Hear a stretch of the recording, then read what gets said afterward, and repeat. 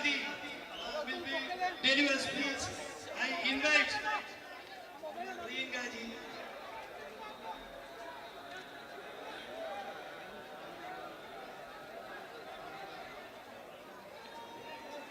My sisters and brothers,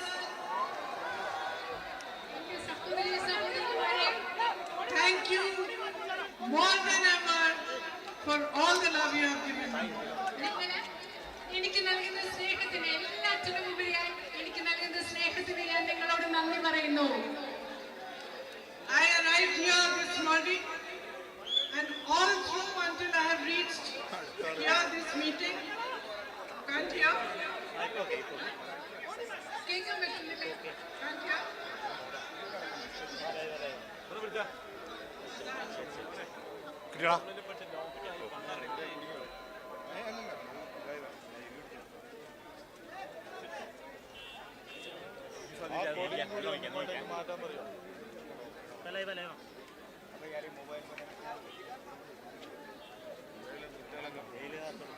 बोलो यार, बोलो इनको, कोई किसी आगे जाके बोल दो एक बार. कोई रिपोर्टर तुम्हारे नहीं सबको नीचे करवा दो यार. मोबाइल ആ മൊബൈലും ആ കൊടിയില്ലേ, പച്ചക്കൊടി ലീഗിന്റെ ഇല്ല, അതല്ല ലീഗിന്റെ കൊടി. I was saying that throughout my way from the helipad to this meeting here, I have been greeted by people who have just shown me immense love, treated me like their daughter, like their sister, and I am deeply, deeply grateful to you. ഞാൻ നിങ്ങളോട് പറഞ്ഞുകൊണ്ട് വന്നത് രാവിലെ വന്നപ്പോൾ മുതൽ ഹെലിപ്പാഡിൽ നിന്ന് ഇവിടെ എത്തുന്നത് വരെ, ഈ മീറ്റിംഗിൽ എത്തുന്നത് വരെ ഓരോ സമയവും നിങ്ങൾ അപാരമായ സ്നേഹമാണ് എനിക്ക് നൽകുന്നത്. നിങ്ങൾ നിങ്ങളുടെ മകളെ പോലെ, നിങ്ങൾ നിങ്ങളുടെ സഹോദരിയെ പോലെയാണ് എന്നെ കണക്കാക്കിക്കൊണ്ടിരിക്കുന്നത്. My brother always tells me that you are his family. എന്റെ സഹോദരൻ എന്നോട് എപ്പോഴും പറയാറുണ്ട്, വയനാട്ടിലെ നിങ്ങൾ അദ്ദേഹത്തിന്റെ കുടുംബമാണെന്ന് അദ്ദേഹം പറയാറുണ്ട്. He doesn't say this for public, for media only. He says it at home also. അദ്ദേഹം അത് പൊതുവേദിയിൽ വന്നിട്ട് മാധ്യമപ്രവർത്തകരുടെ മുമ്പിൽ മാത്രമല്ല, വീട്ടിലിരിക്കുമ്പോഴും അദ്ദേഹം പറയും വയനാട്ടുകാരെന്റെ കുടുംബമാണെന്ന്. I am his sister. I know he was sad to leave you. ഞാൻ അദ്ദേഹത്തിന്റെ സിസ്റ്ററാണ്, സഹോദരിയാണ്. എനിക്കറിയാം നിങ്ങളെ വയനാട്ടിലുള്ളവരെ വിട്ടിട്ട് പോകാൻ അദ്ദേഹത്തിന് എത്ര വിഷമമുണ്ടായിരുന്നു എന്ന് എനിക്ക് നന്നായി അറിയാം. In the last 5 years, he has made a very deep bond with you. കഴിഞ്ഞ 5 വർഷങ്ങളിൽ അദ്ദേഹം ആഴമേറിയ ഒരു ബന്ധം നിങ്ങളോട് എല്ലാവരോടും ഉണ്ടാക്കിയെടുത്തിട്ടുണ്ട്. You know, it's not easy to be my brother. It's not easy to be somebody who is attacked day in and day out by such a big machinery as the BJP's media and social media machinery. And he was attacked in the most nasty manner for at least 10 years. നിങ്ങൾക്കറിയോ, എന്റെ സഹോദരനായിരിക്കുക എന്ന് പറയുന്നത് എളുപ്പമുള്ള കാര്യമല്ല. ഈ രാജ്യത്തെ BJP ഭരണകൂടം അതിന്റെ സർവ്വ സന്നാഹങ്ങളും ഉപയോഗിച്ച് കഴിഞ്ഞ 10 വർഷങ്ങളായി ഏറ്റവും മോശമായ രീതിയിൽ അവരുടെ മാധ്യമങ്ങളും സമൂഹ മാധ്യമങ്ങളും എല്ലാം ഉപയോഗിച്ച് എന്റെ സഹോദരനെ ആക്രമിച്ചുകൊണ്ടിരിക്കുകയാണ്. They spread lies about him in a way that I don't think in the entire politics of the world was done to any single leader. നിങ്ങൾക്കറിയാമോ, അദ്ദേഹത്തെ പറ്റി ഈ രാജ്യത്ത് മുഴുവൻ രാഷ്ട്രീയത്തിൽ ഒരാളോടും ചെയ്തിട്ടില്ലാത്ത വിധത്തിൽ അദ്ദേഹത്തെ പറ്റി അവർ നുണകൾ പറഞ്ഞു പ്രചരിപ്പിക്കുകയുണ്ടായി. Hundreds of crores, money, resources into painting a picture of him in front of public. അദ്ദേഹത്തെ പറ്റി വളരെ തെറ്റായിട്ടുള്ള ഒരു പ്രതിച്ഛായ, അദ്ദേഹത്തിന്റെ തെറ്റായ ഒരു പ്രതിരൂപം ജനങ്ങളുടെ മുൻപിൽ അവതരിപ്പിക്കുന്നതിന് വേണ്ടി അവർ കോടിക്കണക്കിന് 100 കോടികൾ കണക്കിന് രൂപയാണ് BJPയും അതിന്റെ സന്നാഹവും ചെലവഴിച്ചത്. And at that time, which must have been one of the most difficult times for him in his life, it is you who stood by him, people of Wayanad. ഈ കഴിഞ്ഞ 10 വർഷങ്ങളിൽ അദ്ദേഹത്തിന്റെ ജീവിതത്തിലെ ഏറ്റവും ബുദ്ധിമുട്ടുള്ള, അദ്ദേഹം ഇങ്ങനെ ആക്രമിക്കപ്പെട്ട ഈ സമയത്ത് അദ്ദേഹത്തോടൊപ്പം നിന്നത് നിങ്ങളാണ്, വയനാട്ടിലെ ജനങ്ങളാണ് അദ്ദേഹത്തോടൊപ്പം നിന്നത്. It is you who stood for democracy in this country. ഈ രാജ്യത്തെ ജനാധിപത്യത്തിന് വേണ്ടി നിലകൊണ്ടത് നിങ്ങളാണ്, വയനാട്ടിലെ ജനങ്ങളാണ്. It is you who stood side by side with him to fight in his fight for the values of the Constitution of India. ഈ രാജ്യത്തിന്റെ ഭരണഘടനാ മൂല്യങ്ങൾ സംരക്ഷിക്കുന്നതിന് വേണ്ടി എന്റെ സഹോദരൻ പോരാടിയപ്പോൾ അദ്ദേഹത്തോടൊപ്പം നിന്നത് നിങ്ങൾ ഓരോരുത്തരുമാണ്. Each one of you, my sisters, my brothers, with your vote, gave him strength, gave him courage, and gave him the bravery to walk from one end of this nation to the other in the name of peace and brotherhood. നിങ്ങൾക്കറിയോ, വയനാട്ടിലെ എന്റെ പ്രിയപ്പെട്ട സഹോദരി സഹോദരന്മാരെ, നിങ്ങളുടെ വോട്ടാണ്, നിങ്ങളുടെ സമാധാനമാണ്, നിങ്ങളുടെ ധൈര്യമാണ്, നിങ്ങളുടെ സ്നേഹമാണ് ഈ രാജ്യത്തിന്റെ ഒരറ്റം മുതൽ മറ്ററ്റം വരെ സമാധാനത്തിന് വേണ്ടി, സ്നേഹത്തിന് വേണ്ടി യാത്ര ചെയ്യാൻ എന്റെ സഹോദരന് ധൈര്യവും കരുത്തും നൽകിയത്. I know you did it because you love him. എനിക്കറിയാം, നിങ്ങൾ അത് ചെയ്തത് നിങ്ങൾ എന്റെ സഹോദരനെ സ്നേഹിക്കുന്നത് കൊണ്ടാണെന്ന് എനിക്കറിയാം. But I also know you did it because you are the people of Wayanad. എനിക്കറിയാം, നിങ്ങൾ അത് ചെയ്തത് എന്റെ സഹോദരനെ സ്നേഹിക്കുന്നത് കൊണ്ട് മാത്രമല്ല, മറിച്ച് നിങ്ങളുടെ വയനാട്ടിലെ ജനങ്ങളായതുകൊണ്ട് കൂടിയാണ് നിങ്ങൾ അത് ചെയ്തത്. You have a history on this land നിങ്ങൾക്ക് ഈ ഭൂമിയിൽ, വയനാടിന്റെ ഭൂമിക്ക് ഒരു ചരിത്രമുണ്ട്. of fighting for what is right. ശരിയായത് എന്താണോ അതിനു വേണ്ടി പോരാടുന്ന ഒരു ചരിത്രം വയനാടിന്റെ ഭൂമിക്കുണ്ട്. This is the land of Padashi Raja. പഴശ്ശിരാജയുടെ ഭൂമിയാണിത്. You fought the British നിങ്ങൾ ബ്രിട്ടീഷുകാർക്കെതിരെ പോരാടി. when many were afraid. ആ സമയത്ത് പലരും പേടിച്ചിരുന്ന സമയത്താണ് നിങ്ങൾ ബ്രിട്ടീഷുകാർക്കെതിരെ പോരാടിയത്. This is the land of harmony, ഇത് ഐക്യത്തിന്റെ, ഒത്തൊരുമയുടെ, സാഹോദര്യത്തിന്റെ ഭൂമിയാണ്. where people of different religions live together peacefully. They Palam- thrive together. They work together. They progress together. പല മതങ്ങളിൽപ്പെട്ട ആളുകൾ സാഹോദര്യത്തോടുകൂടി ജീവിക്കുന്ന, ഒരുമിച്ച് വളരുന്ന, സമൃദ്ധിയോടുകൂടി വളരുന്ന, ഒരുമിച്ച് പുരോഗതി പ്രാപിക്കുന്ന ഒരു നാടാണ് Wayanad. You are the people of Wayanad, and your thriving agricultural community feeds this nation. നിങ്ങൾ വയനാട്ടിലെ ജനങ്ങൾ വളരെ സമൃദ്ധിയോടുകൂടി മുൻപോട്ട് പോകുന്ന ഒരു കർഷക സമൂഹം, രാജ്യത്തിന് അന്നം കൊടുക്കുന്ന ഒരു കർഷക സമൂഹം വയനാട്ടിലുണ്ട്. You have been guided through the ages by the teachings of Sri Narayan Guruji and many other saints and many other people, religious gurus. Sreenarayana ഗുരുദേവനെ പോലെയുള്ള അനേകം മഹാന്മാരായ പുണ്യാത്മാക്കളുടെ സന്ദേശങ്ങളും പഠനങ്ങളും ആശയങ്ങളും ഉൾക്കൊണ്ടുകൊണ്ടാണ് നിങ്ങൾ ജീവിച്ചു കൊണ്ടിരിക്കുന്നത് കാലങ്ങളായി. Values of justice, welfare, social justice, of love, of compassion, of equality are ingrained in you. സ്നേഹത്തിന്റെയും സാമൂഹ്യ നീതിയുടെയും തുല്യതയുടെയും അനുകമ്പയുടെയും സമത്വത്തിന്റെയും ആർദ്രതയുടെയും എല്ലാ മൂല്യങ്ങൾ നിങ്ങളുടെ ഉള്ളിൽ ഇഴുകി ചേർന്ന് കിടപ്പുണ്ട്. And today, where do we stand in our country? ഇന്ന് നമ്മുടെ രാജ്യത്ത് നമ്മൾ എവിടെയാണ് ഇന്ന് നിൽക്കുന്നത്? We have a BJP government at the center നമുക്ക് കേന്ദ്രത്തിൽ ഒരു BJP ഗവൺമെന്റാണ് നമ്മളെ ഭരിക്കുന്നത്. that does not respect the constitution. Indian ഭരണഘടനയെ ബഹുമാനിക്കാത്ത ഒരു BJP ഗവൺമെന്റാണ് ഇന്ന് കേന്ദ്രത്തിൽ ഭരിക്കുന്നത്. It weakens the values of our constitution every single day. ഓരോ ദിവസവും ഇന്ത്യൻ ഭരണഘടനയുടെ മൂല്യങ്ങളെ ദുർബലപ്പെടുത്തിക്കൊണ്ടിരിക്കുന്ന ഒരു ഗവൺമെന്റാണിത്. What are their political policies and strategies to divide people so that they can continue to rule? അവരുടെ രാഷ്ട്രീയപരമായ തന്ത്രങ്ങൾ എന്ന് പറയുന്നത്, നയങ്ങൾ എന്ന് പറയുന്നത് ജനങ്ങളെ വിഭജിപ്പിക്കുന്നതിന് വേണ്ടിയാണ്. അവർക്ക് തുടർന്ന് ഭരിക്കുന്നതിന് വേണ്ടി ജനങ്ങളെ വിഭജിക്കാനാണ് അവർ ശ്രമിക്കുന്നത്. To spread fear, to spread anger, to separate brother from sister, brother from brother, sister from sister, only so that they can remain powerful. ജനങ്ങളുടെ ഇടയിൽ ഭയമുണ്ടാക്കുക, വിദ്വേഷം വളർത്തുക, സഹോദരനെ സഹോദരിയിൽ നിന്ന് അകറ്റി നിർത്തുക, സഹോദരിമാരെ അകറ്റി നിർത്തുക. എന്തിനാണ്? എല്ലാം അവർക്ക് ഭരിക്കുന്നതിന് വേണ്ടി നിലനിർത്തുന്ന ഒരു ഗവൺമെന്റാണ് ഈ രാജ്യം ഭരിക്കുന്നത്. And while they carry out this policy of divisiveness, the greatest beneficiaries are a handful of their friends, of powerful businessmen for whom all the policies are made. ഈ രാജ്യത്ത് ഇങ്ങനെ അവർ വിഭാഗീയത പടർത്തുക എന്ന നയം പിന്തുടർന്ന് മുൻപോട്ട് പോകുമ്പോൾ ഇതിന്റെയൊക്കെ ഏറ്റവും വലിയ ഗുണഭോക്താക്കൾ എന്ന് പറയുന്നത് അവരുടെ അതിസമ്പന്നരായ ഏതാനും എണ്ണാൻ കഴിയുന്ന കുറച്ച് വ്യവസായികളാണ്.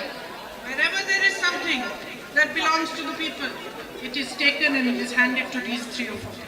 ഈ രാജ്യത്ത് ജനങ്ങളുടേതായ സ്വന്തമായ എന്തെങ്കിലും ഉണ്ടെങ്കിലും അതെല്ലാം എടുത്തു മാറ്റി ഈ അതിസമ്പന്നരായ ഭൂരിഭാഗം ആളുകൾക്ക് കൊടുക്കുകയാണ് ഈ ഗവൺമെന്റ് ചെയ്യുന്നത്. In state after state, lands belonging to tribal people are being handed over to big businessmen who are friends of the Prime Minister. ഓരോ സംസ്ഥാനത്തും ഈ രാജ്യത്ത് അവകാശമുള്ള ഭൂമി എടുത്ത് പ്രധാനമന്ത്രിയുടെ സുഹൃത്തുക്കളായ അതിസമ്പന്നരായ വ്യവസായികൾക്ക് നൽകുകയാണ് ഈ രാജ്യത്ത് ചെയ്തുകൊണ്ടിരിക്കുന്നത്. There is no compassion for our farming community, for the farmers that give this nation food, that feed us, on which this nation is thriving and is based. ഈ രാജ്യത്തിന് അന്നം നൽകുന്ന, ഈ രാജ്യത്തിന്റെ സമൃദ്ധിക്ക് കാരണമായ കർഷക സമൂഹത്തെ ആളുകളോട് ഈ ഗവൺമെന്റിന് യാതൊരു അനുതാപവും അനുകമ്പവുമില്ല. You grow coffee, you grow rice, you grow areca. You've been promised again and again MSP for your crops. Have you received it? നിങ്ങൾ ഇവിടെ കാപ്പി കൃഷി നടത്തുന്നു, അതുപോലെ അടയ്ക്ക കൃഷി നടത്തുന്നു, നിങ്ങൾ നെല്ല് കൃഷി നടത്തുന്നു. വീണ്ടും വീണ്ടും നിങ്ങൾക്ക് മിനിമം താങ്ങുവില നൽകുമെന്ന് പറഞ്ഞിട്ടുണ്ട്. നിങ്ങൾക്കത് കിട്ടിയിട്ടുണ്ടോ? You struggle for a livelihood. You set up small businesses, shops like these ones, this Brothers Bakery and the Side View store in front of me, this hotel. നിങ്ങൾ ജീവിക്കാൻ വേണ്ടി കഷ്ടപ്പെടുകയാണ്. ഇവിടെ കാണുന്ന ബ്രദേഴ്സ് ബേക്കറിയും സൈഡ് വ്യൂ സ്റ്റോറും പോലെ ചെറിയ ചെറിയ കടകൾ നിങ്ങൾ സ്ഥാപിച്ചിട്ടുണ്ട്. You work hard. You struggle to make an honest living. What support do you get from your central government? You get GST. നിങ്ങൾ കഷ്ടപ്പെടുകയാണ്. നിങ്ങൾ ജീവിക്കാൻ വേണ്ടി, സത്യസന്ധമായി ജീവിക്കുന്നതിന് വേണ്ടി നിങ്ങൾ കഠിനാധ്വാനങ്ങൾ ചെയ്യുകയാണ്, കഷ്ടപ്പെടുകയാണ്. നിങ്ങൾക്ക് എന്ത് പിന്തുണയാണ് കേന്ദ്ര ഗവൺമെന്റിൽ നിന്ന് ലഭിക്കുന്നത്? നിങ്ങൾക്ക് ചരക്ക് സേവന നികുതി കൊടുക്കേണ്ടി വരുന്നു. On every single item you have a new tax. എല്ലാ കാര്യത്തിലും ഓരോ പുതിയ വസ്തു വരുമ്പോൾ അതിലൊരു പുതിയ നികുതി government നടപ്പിലാക്കുന്നുണ്ട്. Prime Minister wakes up one morning and he says we're going to demonetize the rupee. ഓരോ ദിവസം രാവിലെ എഴുന്നേറ്റ് പ്രധാനമന്ത്രി പറയുകയാണ് ഞാൻ നോട്ട് നിരോധനം നടപ്പിലാക്കാൻ പോവുകയാണ്. Who suffers? ആരാണ് കഷ്ടപ്പെടുന്നത്? Mr. Adani and Mr. Ambani sir. കഷ്ടപ്പെടുന്നത് Adani അംബാനിയാണോ? They don't suffer. Our Suffer. Shopkeepers suffer. Small businesses suffer. And everything, every policy of this government for the last 10 years has been done nothing but cripple you.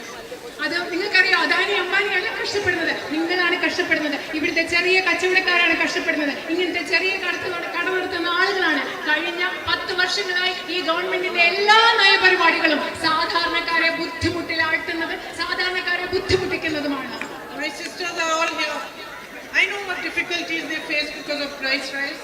എന്റെ സഹോദരിമാരെല്ലാവരും അവിടെയുണ്ട്. എനിക്കറിയാം വില വർധന മൂലം അവർ എന്തുമാത്രം ബുദ്ധിമുട്ടാണ് നേരിടുന്നത് എനിക്കറിയാം. And my young brothers and sisters who are educated and are looking for jobs, the highest unemployment rates in the last 10 years. ഇവിടെ നിങ്ങൾക്കറിയാം എന്റെ ചെറുപ്പക്കാരായ സഹോദരിമാരുണ്ട്. നിങ്ങൾക്ക് വിദ്യാഭ്യാസം കിട്ടിയിട്ടുണ്ട്, അവർ ജോലിക്ക് വേണ്ടി നോക്കുകയാണ്. പക്ഷെ ഈ രാജ്യത്ത് ഏറ്റവും വലിയ തൊഴിലില്ലായ്മ നിരക്കാണ് ഇന്നുള്ളത്. So you work hard, you educate your children, and what happens? You are unable to get jobs because the government is not providing jobs, is not creating any avenues for jobs. All the manufacturing processes and all, they are not increasing them, they are not strengthening them. നിങ്ങളറിയോ നിങ്ങൾ എന്താ ചെയ്യുന്നത്? നിങ്ങൾ കഷ്ടപ്പെടുന്നു, നിങ്ങളുടെ കുട്ടികളെ പഠിപ്പിക്കുന്നു, പക്ഷെ കുട്ടികൾക്ക് ജോലി കിട്ടുന്നില്ല. എന്തുകൊണ്ടാണ്? ഇവിടെ പുതിയ തൊഴിലുണ്ടാകുന്ന അവസരങ്ങൾ, ഉൽപാദന മേഖലയിലും മറ്റും തൊഴിലുണ്ടാകാനുള്ള അവസരങ്ങൾ ഈ ഗവൺമെന്റ് ഉണ്ടാക്കുന്നില്ല. They take land away from the tribal people and hand them to their friends. They provide good housing for you. Have the tribal people all over this country not suffered enough that they do not even have good access to health and educational opportunities? അതെന്താ അവര് ചെയ്യുന്നത്? ആദിവാസി സുഹൃത്തുക്കളിൽ നിന്ന്, ആദിവാസി സമൂഹത്തിൽ നിന്ന് ഭൂമി എടുത്തിട്ട് അവരുടെ സുഹൃത്തുക്കളായ ബിസിനസ്സുകാർക്ക് നൽകുന്നു. നമ്മുടെ നാട്ടിലെ ആദിവാസി സമൂഹത്തിന് ആരോഗ്യ പരിരക്ഷ, വിദ്യാഭ്യാസം, ഇതിനൊക്കെയുള്ള കൃത്യമായ അവകാശം, അതിൽ പ്രവേശിക്കാനുള്ള സാഹചര്യം ലഭിക്കുന്നുണ്ടോ ഈ രാജ്യം മുഴുവൻ? You have so much potential right here in Wayanad. വയനാട്ടിൽ നിങ്ങൾക്ക് ധാരാളം കഴിവുണ്ട്. നിങ്ങൾക്ക് വളരാനുള്ള ധാരാളം കഴിവ് വയനാട്ടിലുണ്ട്. You have a thriving tourism industry, but it can be strengthened even more. നിങ്ങൾക്ക് വളരെയധികം വളർന്നുകൊണ്ടിരിക്കുന്ന, കുതിച്ചുകൊണ്ടിരിക്കുന്ന ഒരു വിനോദസഞ്ചാര വ്യവസായമുണ്ട്. പക്ഷെ അതിനെ നമുക്ക് കൂടുതൽ ശക്തിപ്പെടുത്താൻ സാധിക്കും. New opportunities for employment can be made. ഇവിടെ തൊഴിലവസരങ്ങൾ, പുതിയ തൊഴിലവസരങ്ങൾ വയനാട്ടിൽ നമുക്ക് സൃഷ്ടിക്കാൻ സാധിക്കും. We have been asking for a long time for better development of this town. അതുപോലെ തന്നെ നിങ്ങൾ കുറെ കാലമായി ഈ ടൗണിന്റെ, ഈ നഗരത്തിന്റെ മെച്ചപ്പെട്ട ഒരു വികസനത്തിന് വേണ്ടി ശ്രമിച്ചുകൊണ്ടിരിക്കുകയാണ്. Even the Manrega workers are not getting regular work today. അത് മാത്രമല്ല, മഹാത്മാഗാന്ധി ദേശീയ ഗ്രാമീണ തൊഴിലുറപ്പ് പദ്ധതിയുടെ ഭാഗമായിട്ട് പ്രവർത്തിക്കുന്ന തൊഴിലാളികൾക്ക് പോലും സ്ഥിരമായിട്ടുള്ള ജോലി ഇന്ന് കിട്ടുന്നില്ല. You have floods, You have disasters like the landslide, and politics is played with you. നിങ്ങൾക്ക് വയനാട്ടിൽ വെള്ളപ്പൊക്കം ഉണ്ടായി, അതുപോലെ തന്നെ ഇവിടെ മണ്ണിടിച്ചിൽ പോലെയുള്ള പ്രകൃതി ദുരന്തങ്ങൾ ഉണ്ടായി. പക്ഷേ ഇവിടെയും രാഷ്ട്രീയം നിങ്ങൾക്കെതിരെ കളിച്ചുകൊണ്ടിരിക്കുകയാണ്. It is a great shame that the central government is not releasing funds for the disaster that happened here. വയനാട്ടിലുണ്ടായ പ്രകൃതി ദുരന്തത്തിൽ നിന്ന് നിങ്ങളെ രക്ഷിക്കാൻ വേണ്ടി കേന്ദ്ര ഗവൺമെന്റ് ഫണ്ട് നൽകുന്നില്ല എന്നുള്ളത് ഏറ്റവും ലജ്ജാകരമായ ഒരു കാര്യമാണെന്ന് പറയാൻ ഞാൻ ആഗ്രഹിക്കുന്നു. But look at their pattern. Before there were floods in Wayanad, there were similar conditions of landslides and huge loss of life, huge loss of livelihood in Himachal Pradesh. എന്താണ് ചെയ്യുന്നത് നോക്കിയോ? വയനാട്ടിൽ സംഭവിച്ചതുപോലെ വയനാട്ടിൽ വെള്ളപ്പൊക്കവും മണ്ണിടിച്ചിലും ഒക്കെ ഈ പ്രകൃതി ദുരന്തം ഉണ്ടായതിനു മുമ്പായി ഇതുപോലെ തന്നെ ഹിമാചൽ പ്രദേശിലും മണ്ണിടിച്ചിലും പ്രകൃതി ദുരന്തവും ഒക്കെ ഉണ്ടായി. Neither did Modi ji's government declare it a national disaster, nor did they send funds. അതിനെ ഒരു ദേശീയ ദുരന്തമായി പ്രഖ്യാപിക്കാനോ അതിനുവേണ്ടി ഫണ്ട് നൽകാനോ മോദി ഗവൺമെന്റ് തയ്യാറായില്ല. Why? Purely political. എന്തുകൊണ്ടാണ് അങ്ങനെ ചെയ്യാതിരുന്നത്?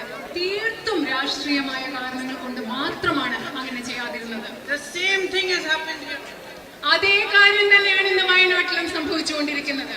What is the point of Modi ji coming here and meeting all the disaster victims if he cannot release the funds? ഇന്ന് വരെ വയനാട്ടിലെ ജനങ്ങൾക്ക് വേണ്ടിയുള്ള ഫണ്ട് നൽകാൻ തയ്യാറായില്ലെങ്കിൽ നരേന്ദ്രമോദി ഇവിടെ വന്ന് ഈ ദുരന്തത്തെ അതിജീവിച്ചവരെ കണ്ടതിന് എന്ത് അർത്ഥമാണുള്ളത് എന്ന് ഞാൻ ചോദിക്കുകയാണ്. You have floods quite often, and you need a systematic system, a robust mechanism for the compensation that is your due. You deserve the compensation. Nobody is doing you a favor.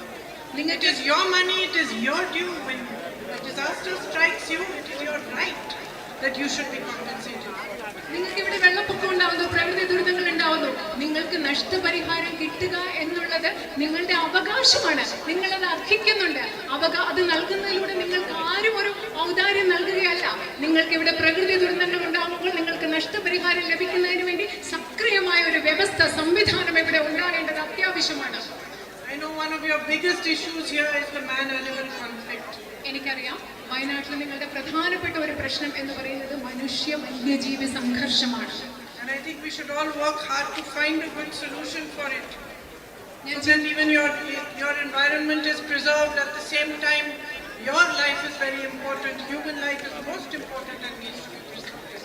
ഞാൻ കരുതുന്നത് നമ്മൾ എല്ലാവരും കൂടെ ഒരുമിച്ച് ചേർന്ന് അതിന് പരിഹരിക്കാനുള്ള ഒരു കൃത്യമായ ഒരു പരിഹാരം ഉണ്ടാക്കണം. നമ്മുടെ പരിസ്ഥിതിയും പ്രകൃതിയും പ്രധാനമാണ്, പക്ഷെ അതിനെ പോലെ തന്നെ അതിലുപരി പ്രധാനപ്പെട്ടതാണ് മനുഷ്യ ജീവനും. അതുകൊണ്ട് ഇതിനു വേണ്ടി നമുക്ക് കൃത്യമായ ഒരു പരിഹാരം ഒരുമിച്ച് ഉണ്ടാക്കേണ്ട ആവശ്യമുണ്ട്. So this is my first day of campaigning here in Wayanad, and I want to say that my knowledge of the issues that you have comes from my brother. He has explained to me that these are the main issues, and I am talking about them. But I want to also have my own knowledge from you. So as time progresses, I want to come to you. I want to meet you. I want to hear from you. What are the main things that you think are issues, my sister? What are the main issues that you need resolved, my brothers? And I want to be able to find solutions for you, with you, and move together so that you can have a better future for your children, and so that we can develop Wayanad together. ഞാൻ ഇന്ന് വയനാട്ടിലെ എൻ്റെ പ്രചരണത്തിന്റെ ആദ്യത്തെ ദിവസമാണ്.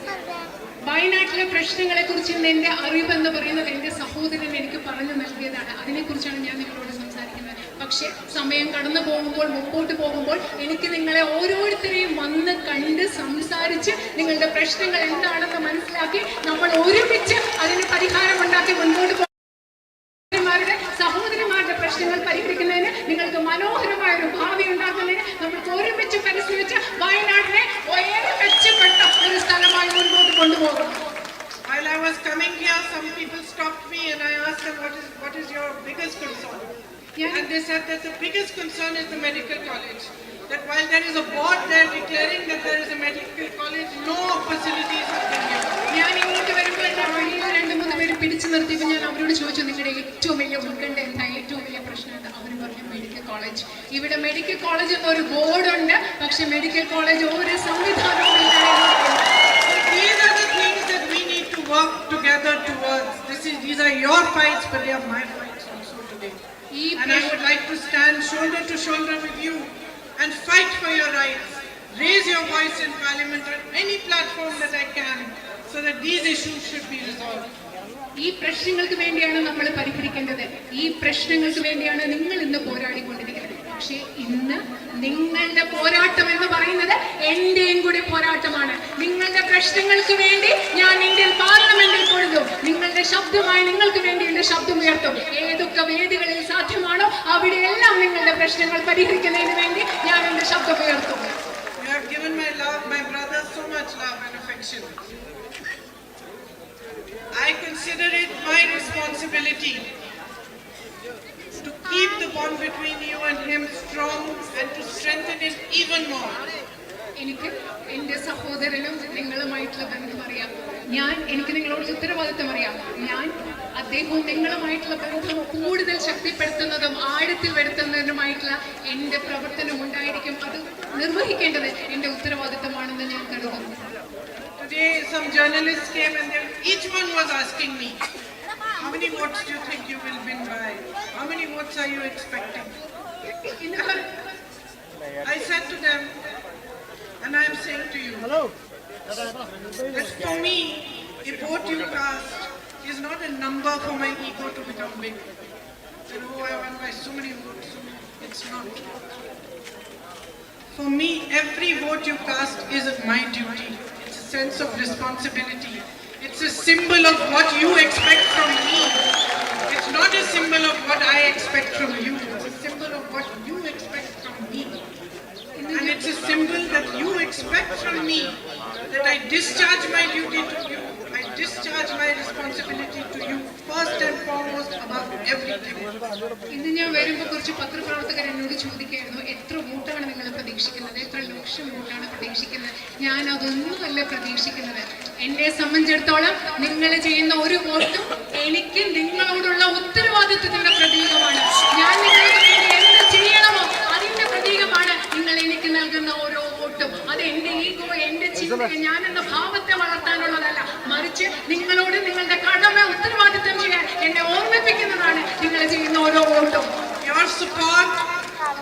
Your support is a symbol of your love and affection. നിങ്ങളുടെ പിന്തുണ എന്ന് പറയുന്നത് നിങ്ങൾക്ക് എന്നോടുള്ള സ്നേഹത്തിന്റെ, ഇഷ്ടത്തിന്റെ ഒരു പ്രതീകമാണ്. And of your trust in me. നിങ്ങൾക്ക് എന്നിലുള്ള വിശ്വാസത്തിന്റെ പ്രതീകമാണ് നിങ്ങൾ ചെയ്യുന്ന ഓരോ വോട്ടും. And one thing I can tell you, I am not going to let you down. ഞാൻ നിങ്ങളോട് ഒരു കാര്യം നിങ്ങൾക്ക് ഉറപ്പ് നൽകാൻ സാധിക്കും. എനിക്ക് ഒരിക്കലും ഞാൻ നിങ്ങളെ നിരാശപ്പെടുത്തില്ല എന്ന് എനിക്ക് ഉറപ്പ് നൽകാൻ സാധിക്കും. I'll tell you a story. When I was leaving my son in boarding school, the principal said to me that, you know, from these families, big families, you know, they leave their children here. They never come to see their children.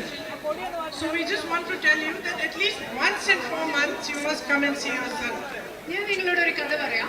എന്റെ മകനെ ഞാൻ boarding സ്കൂളിൽ ചേർത്തിട്ട് പോയപ്പോൾ അവർ പറയായിരുന്നു, സാധാരണ ഇങ്ങനത്തെ വലിയ കുടുംബങ്ങളിൽ നിന്നൊക്കെ കുട്ടികളെ കൊണ്ട് ബോർഡിംഗ് സ്കൂളിൽ വിടും, പക്ഷെ അവരെ കാണാനൊന്നും പിന്നെ ആരും വരാറില്ല. നിങ്ങളെ കഷ്ടിച്ച് 4 മാസം കൂടുമ്പോഴെങ്കിലും 4 മാസത്തിലെങ്കിലും ഒരു പ്രാവശ്യം വന്ന് മകനെ കണ്ടിട്ട് പോകണമെന്ന് അവരെന്നോട് പറയാറ്. When 4 months were over, when I went to pick up my son, the principal told me, please don't come so much. 4 മാസം കഴിഞ്ഞിട്ട് ഞാൻ എന്റെ മോനെ വീട്ടിൽ അവിടുന്ന് കൂട്ടിക്കൊണ്ട് വരാൻ ചെന്നപ്പോൾ പ്രിൻസിപ്പൽ എന്താ പറഞ്ഞത്, ദയവേലി ഇത്രയും പ്രാവശ്യം ഇങ്ങോട്ട് വരരുത് എന്നാണ് എന്റെ പ്രിൻസിപ്പൽ എന്നോട് പറഞ്ഞത്. So just like the principal, I'm telling you, if you think I'm not going to come here often, you are going to get so fed up that you'll say, please don't come so much. ആ പ്രിൻസിപ്പലിനെ പോലെ നിങ്ങൾ ചിന്തിക്കുകയാണ്, ഞാൻ ഇനി ഇങ്ങോട്ട് കാര്യമായിട്ട് വരാനൊന്നും പോകുന്നില്ല എന്ന് നിങ്ങൾ ചിന്തിക്കുകയാണ്. ഞാൻ പറയാൻ നിങ്ങൾക്ക് തെറ്റി. ആ പ്രിൻസിപ്പൽ പറയുന്ന പോലെ നിങ്ങൾ എന്നോട് പറയാൻ പോവാൻ ഒത്തിരി പ്രാവശ്യം വരില്ലേ, ഇത്രയും പ്രാവശ്യം വരണ്ടാവും നിങ്ങളും കൂടി പറയാൻ പോവാണ്. Because just like my son is family, you are my family. കാരണം എന്റെ മോൻ എങ്ങനെയാണോ എന്റെ കുടുംബമാണ്, അതുപോലെ നിങ്ങളും എന്റെ കുടുംബമാണ്. And I'm truly, truly grateful again for your love and for your affection. Thank you for being here today. Thank you for listening. ഞാൻ സത്യസന്ധമായി പറയട്ടെ, നിങ്ങളുടെ സ്നേഹത്തിലും ഇഷ്ടത്തിലും ഞാൻ എന്നും നിങ്ങളോട് കടപ്പെട്ടിരിക്കുന്നവരാണ്. നിങ്ങൾ ഇന്ന് ഇവിടെ വന്നതിന് നിങ്ങൾക്ക് നന്ദി, നമസ്കാരം. Thank you.